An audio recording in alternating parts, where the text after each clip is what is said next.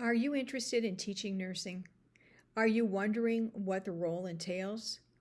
Have you begun to teach, and are you wondering if you're doing it right? Well, you're not alone. Many beginning clinical nurse educators feel the same way.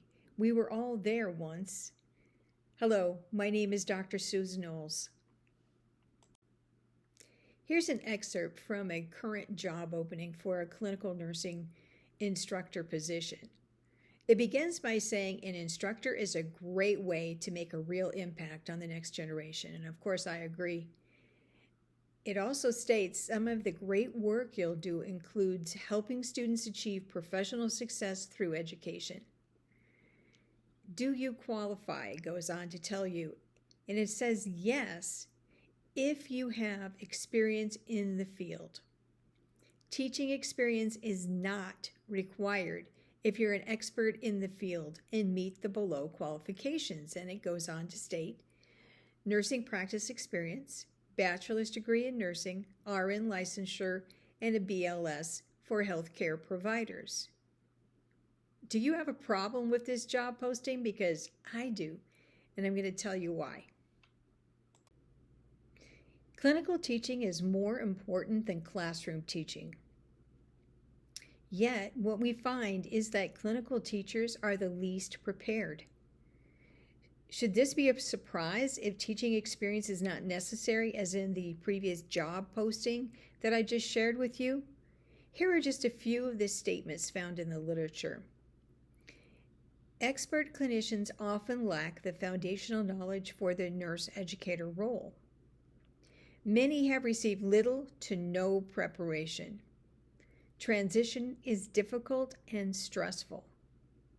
And it's also the loss of, or in the case of an adjunct clinical instructor, maybe the development of one's new identity and then owning this new identity in academia. So is it really a surprise, or should it be a surprise, that many new clinical nursing instructors find the transition process difficult and stressful if they're not given any preparation or they don't already come with any foundational knowledge of the role? My point is that it doesn't have to be that difficult.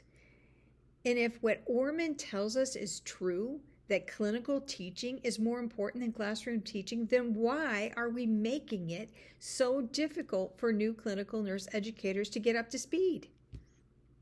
And for the sake of this video, this is a rhetorical question.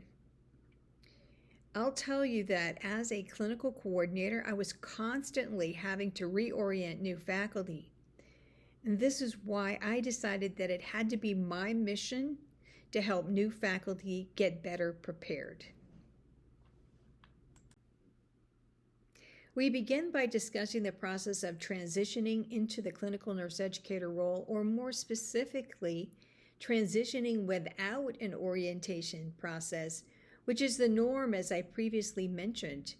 When starting a new clinical nursing position, we usually go through an orientation process for at least 2 weeks, depending on our past experience and the new position or the clinical unit. This is not what happens in nursing education. You see, most nursing programs provide very little orientation beyond perhaps a PowerPoint presentation, going over the highlights of the program's policies, if you're lucky. And you receive even less when you begin as an adjunct clinical instructor. There seems to be an expectation that you already know how to teach. This is why I recommend you begin by asking for a copy of the entire program's syllabi, program policies and procedures, as well as the expectations and policies and procedures for students.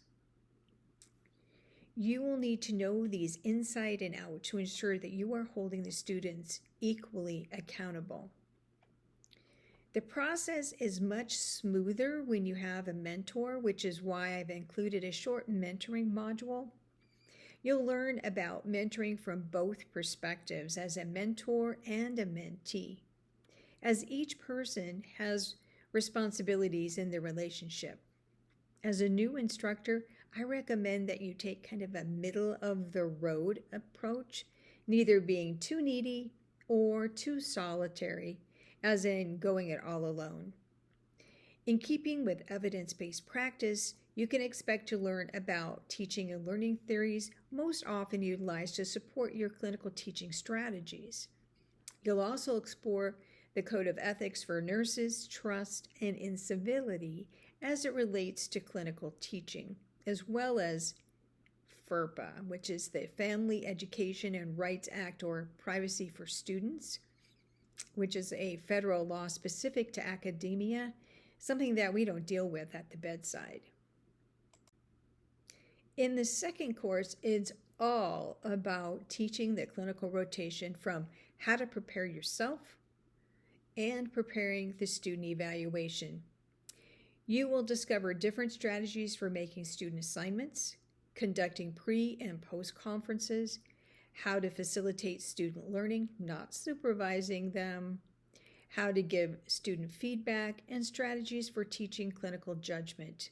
You'll also have access to a toolbox of clinical teaching strategies. So, do you want to feel more confident when you're teaching? If you're already teaching, do you want to be assured that you're already on the right track with your teaching? If you want more information, check out my website and consider registering for the self-paced online program. I'm here for you at clinicalnursinginstructor.com. Thank you.